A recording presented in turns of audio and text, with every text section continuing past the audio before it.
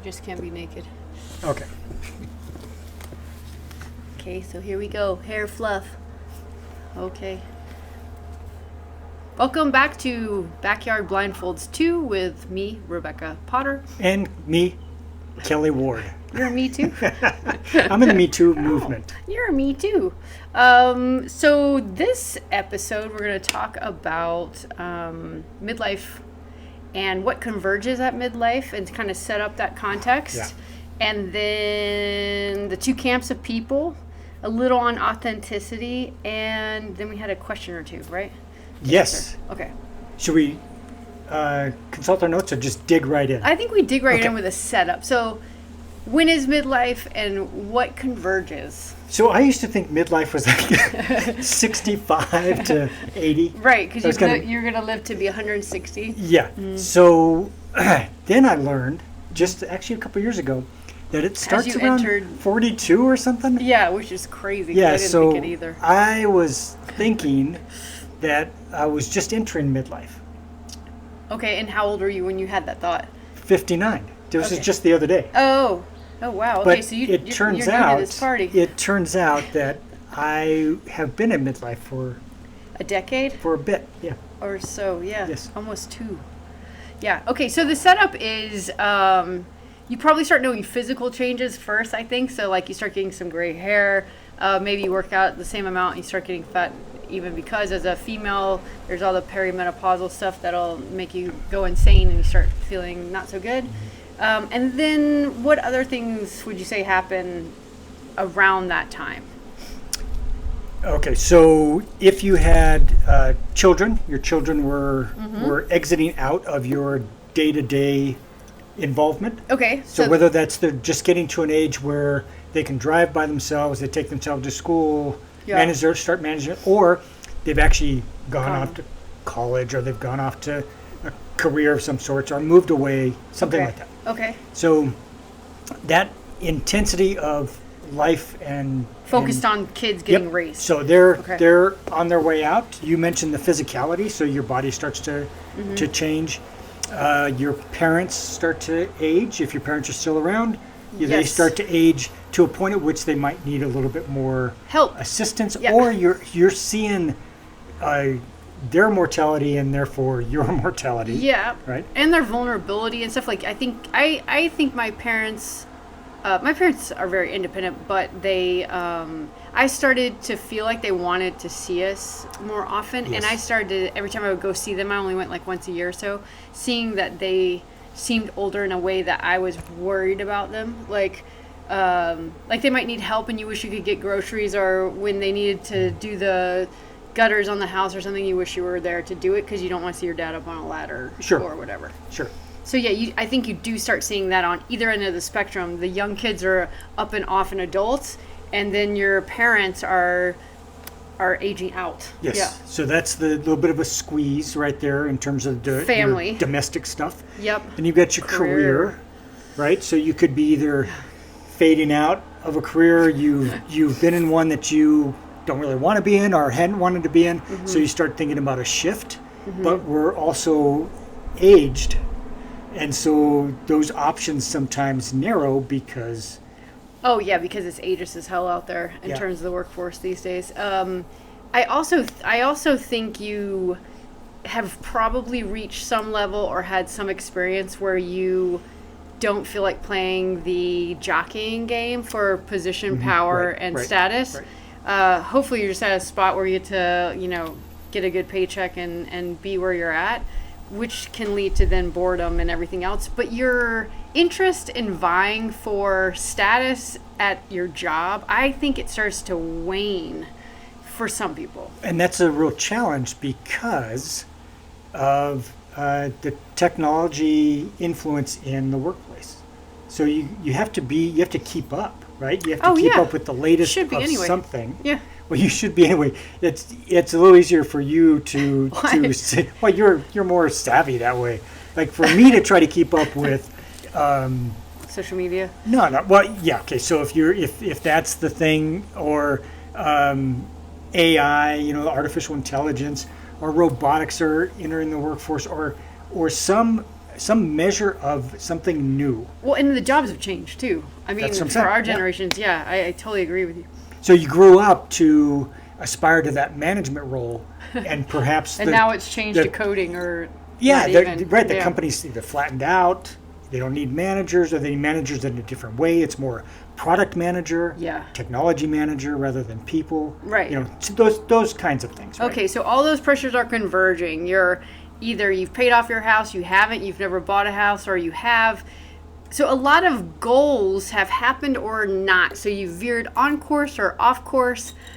Any which way doesn't matter, because the pressures and the realizations that you finally are there at that moment where the downhill is quicker. Like everyone's like at 40, and then it's just like you slide down. And I was like, bogus. Like I never thought that, and I still don't accept that there's little things that I can't deny, right? Yes. And so whether did the 40-year-old impact in your 40s impact to, say, your physicality, wake you up to this moment?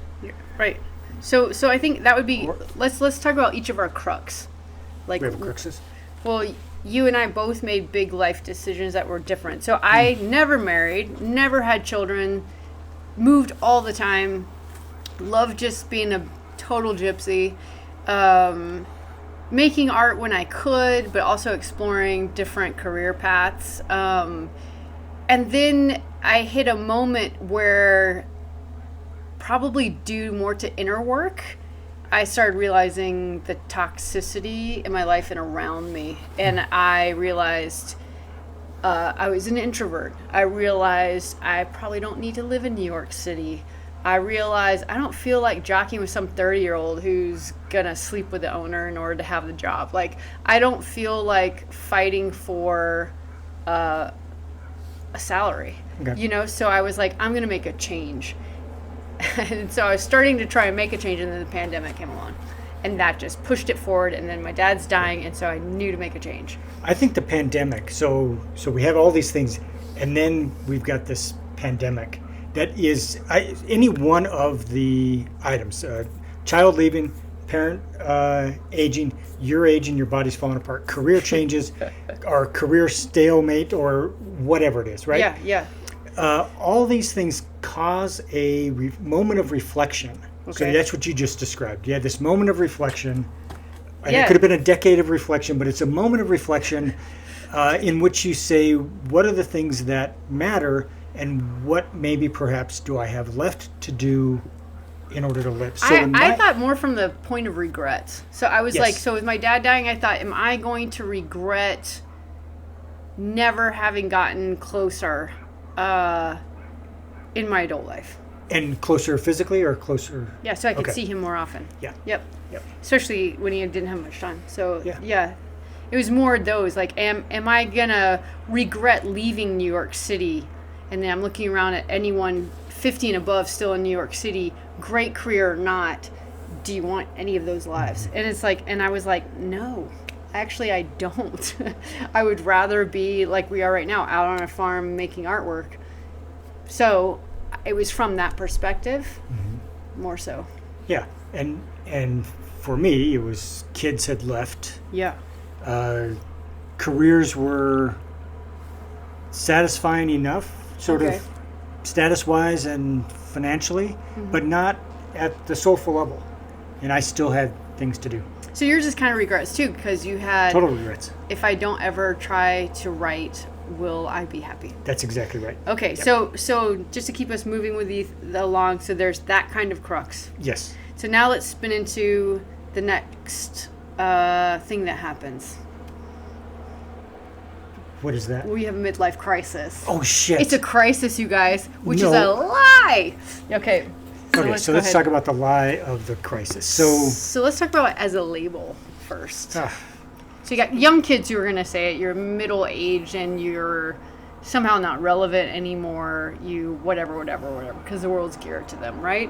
Then you have friends who don't want to change. So there's a lot of people that come to this moment and they don't like that their body's changing, so they'll get cosmetic surgery, they'll starve themselves. Suddenly they got to be a gym rat. they're trying to hold on to something they can't control. Okay. Then you have other people who are like, F word, I'm going to try something different. I'm going to put more effort here or there. I'm going to pursue a dream. And you find that the people who change, who let things change, sometimes you get worse before you get better too. So you have to be really bold and not afraid of that. Those people don't say midlife crisis. The people that tell you you're having a midlife crisis are the people who can't change. So they're the people who are stuck in a rut and afraid to change. And they've probably gone by the book their whole lives, and they love to point fingers so that they feel better. That's what I think. And you know what? I don't really care for it.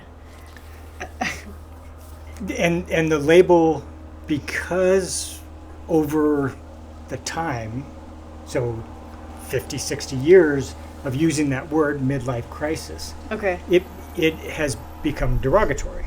So the label, if you're labeled as somebody going through If you a want to midlife, take it that way, yeah. yeah, of course, Yeah. but it's always meant that way, right? Yeah. I would guess, but what I kind of feel like is like, I mean, I've got your number the minute you say that. I'm like, okay, chicken shit. You know what I mean? Yeah, like, I have been accused of this. Yeah. Being in a midlife crisis. Yeah, it's funny. And you did a lot of the stereotypical things from the outside. I get that it looks like that. You did buy a Porsche. And I sold it months later. But. He did, but you always wanted to have one. So it's like, I always wanted to have my one. dad bought a Harley Davidson, and he had it for like a year, and then he got rid of it. But he wanted to do it. Yeah.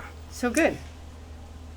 There are, I think, there are aspects of life that if you don't get an opportunity to live them when you're young, you ought to allow yourself to live them when you're older.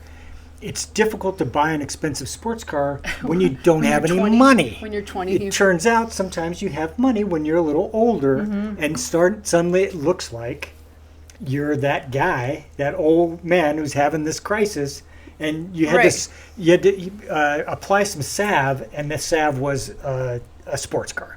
But you also so go into yours a little bit more, because you had quite a few things happen. So the kids grow up. Get a divorce. Yep. Not easy. Start living on my own. Start pursuing slightly different career paths, and then start to pursue writing. What did you feel at that time? How old were you?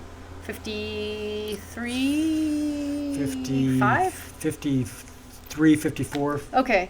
And so what did you think was going on at that moment? Did you feel like you were having a midlife crisis? No, I felt like I had things to do before I died, and I didn't want to have any regrets.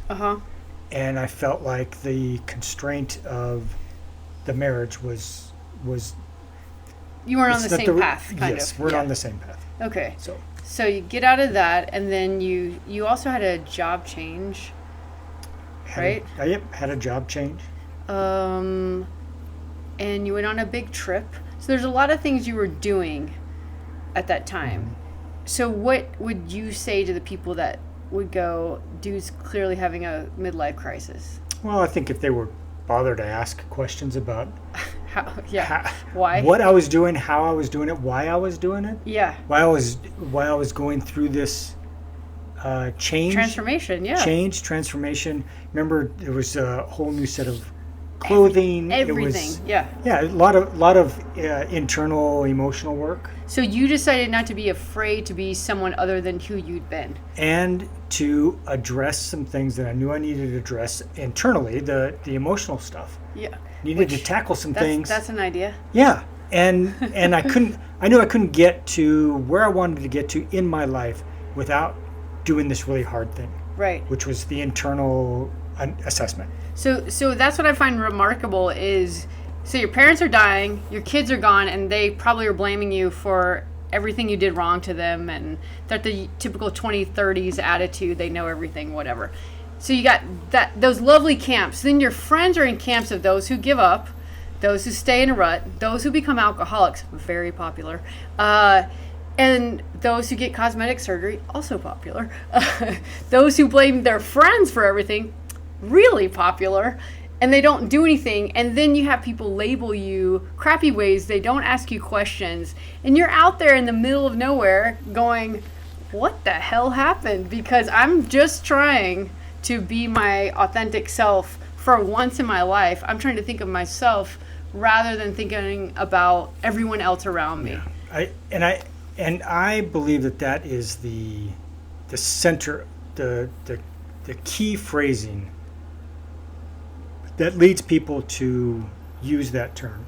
Because they say selfish, that you're selfish. Yeah. When you Religion's good at making everybody selfish. When you make decisions that look like you put yourself first. Which is the concept. Like, what's the Buddhist quote? You can't save anyone if you don't save yourself first. You put the kid's mask on in the fucking crashing airplane first. Yeah. And then you put it on yourself, then the kid, rather. This is what it is. So I think in this culture, it's a manipulative tactic. And it's also good for martyrs and narcissists. They love to think they put everyone before them, but actually they're just manipulators. They puppeteer everyone. It's all fake. So I think it is harsh when people have lived an entire life already to be criticized. And this is what I think with the younger generations. It's freaking rude. It's like, I think it's not like everyone doesn't have something to say, but I mean, we've been on the planet a while, and then you're going to come with some attitude. Or for your friends who are all stuck in a rut and not doing anything, your friends, my friends, anyone's friends, to then label you for making changes. As it's not easy. Like, that's the thing. It's not easy at all to make change ever. And it's extra hard to make change when you've been someone, whether it was your authentic self or not, for 50-something years. Yep. I think that's right. I had the flies. I had a thought that I have forgotten, but hopefully we will. Oh, we'll come back around because I wanted to look. I had asked the question that at this time you say, did you do all of this for you, or did you do all of this because you should have, like your entire life? Well, I think that's a tough one because the people that you have been involved with, whether that's your kids or family or friends or whatnot, if you say I did it because I should have, it kind of removes some of the excitement and love and but there's plenty of, even when you're doing something you should do. Yes. Right? Like I should keep a job so that I can, have food for my kids. For art. Yeah. Right. So that, I should have done that, and I did it. Yes. I did it from a place of love. Yes. And I probably could have done it also differently, and still put food on the table, and pursued some of yourself, and been a little bit more authentically myself. So let's get into authenticity. That's a looking back. Yes. And so if you can come to a moment, no matter what age you are, 15, 25, 35, 65, and say, I want to change that narrative formula a little bit, and go from the should-haves to the things that I desire. So lean toward the desire. It doesn't mean that you have to discard everything in your life. It just means you have to do some assessment of whether or not those are things that need to continue on in your life, and I think that can happen at any time. Yeah, I think it can happen at any time. So let's talk about the authenticity a little bit. I mean, I'm forgetting because we've hashed some of these points previously, but we were digging into that because we were talking about what are you willing to change in order to get what you desire? And how does authenticity, how does this all converge at this moment? Yeah, so are the desires coming from that place of authenticity, right? Yeah. Or are they societal? And I think that's the should-ups, right? Yeah. So maybe anybody, maybe somebody has gotten themselves in a long-term relationship and a marriage and a family because... That's what happened. Because that desire was put there as a societal or religious or familial. This is some this is our citronella candle here. Those forces Like, yeah, like kind of like peer pressure, everyone's doing it, you know, like I always complain about how I had that one friend say like, that's what everybody does. Everybody has kids. Everybody gets married. Yeah. You know, that whole thing, like a lot of us just fall into that river. Right. And same with jobs. I should go to college, you know, because everybody's going to college. I should be an accountant and a CPA because, you know, it's a good long-term job or whatever, right? Right. This fly's I'm going to kill this Yeah, fly. I know. I'm about to kill it. I'm just kidding. Anytime I can sleep. Okay, yeah. It's a little touchy. The fly's gone away. Yeah, so you're in the river. There's a lot of these things that are done because you're supposed to do them. Okay, so you can come to this moment, typically at midlife when we're doing this assessment. Now you've asked yourself some questions about the way in which you've lived your life and how do you want to live it going forward. And so the desires that you have, are they from that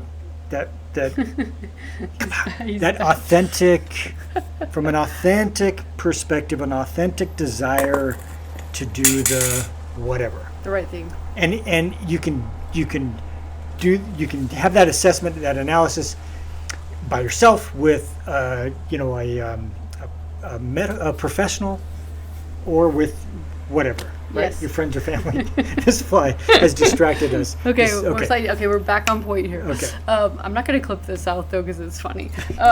The thing that just went through my mind is about life, and I'm taking us a little bit on a tangent here, is there is a collaboration kind of with the universe. Like, I think there's the should-haves. Like, I listen to most people, and they say, you know, I got married, you know, because of this, because of that.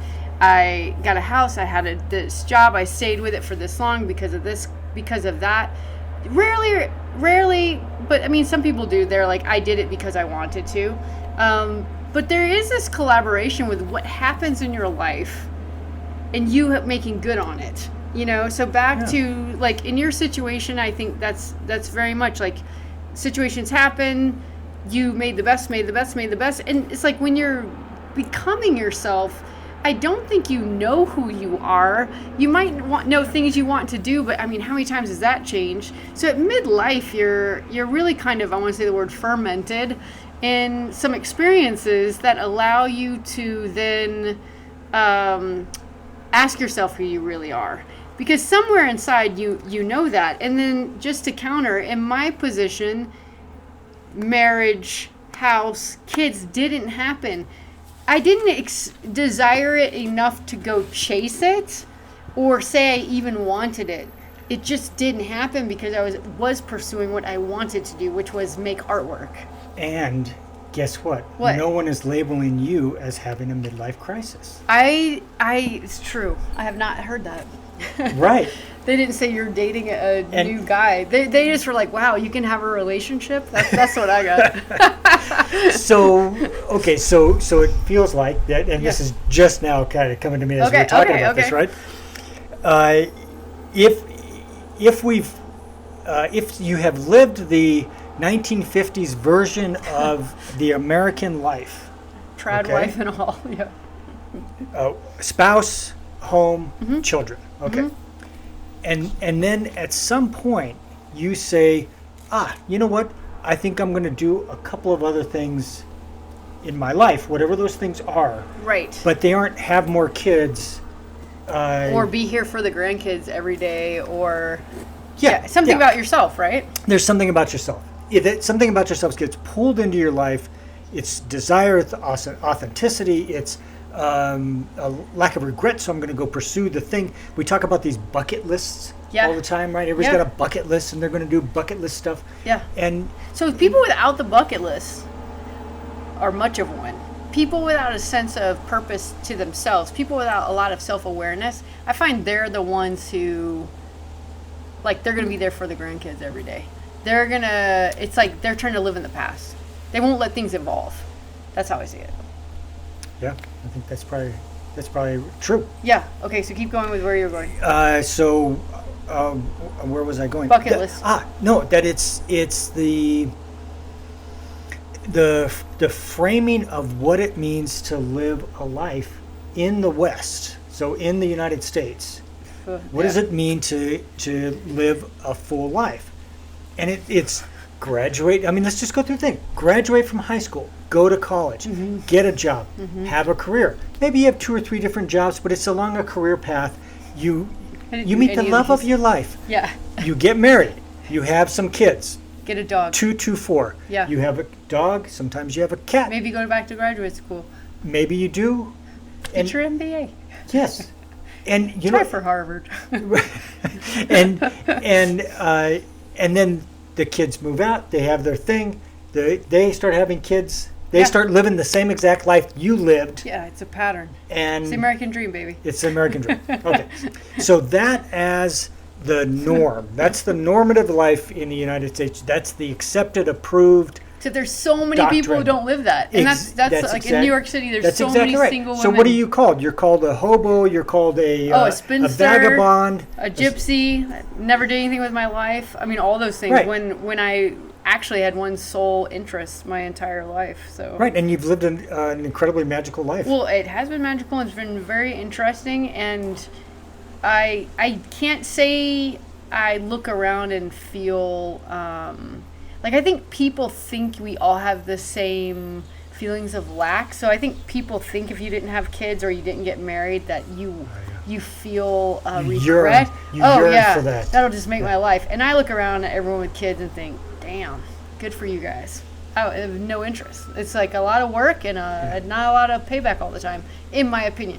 So so I really enjoyed being a father. I know you're very into it. Like I can tell. So I think you were a good father. Yeah. I don't want anybody to think that but I'm me and you're you. Yes, of course. We're completely opposites. Yes, but so I really enjoyed that life that I lived. Yeah. Up until the point where I needed to make a change. You really enjoyed the life that you lived. You're still enjoying and living the life. Yeah, but I could throw in that I enjoy seeing your kids, mainly the grandkids. I love the grandkids because I just love kids. But you know, again, it's neither here nor there in a sense. But I do think in terms of, and I'm totally losing my train of thought because I just took us off a tangent here. Okay, so you had one more question about what are you willing to give up? So all this leads into this question that you came up with the other day of what are you willing to give up?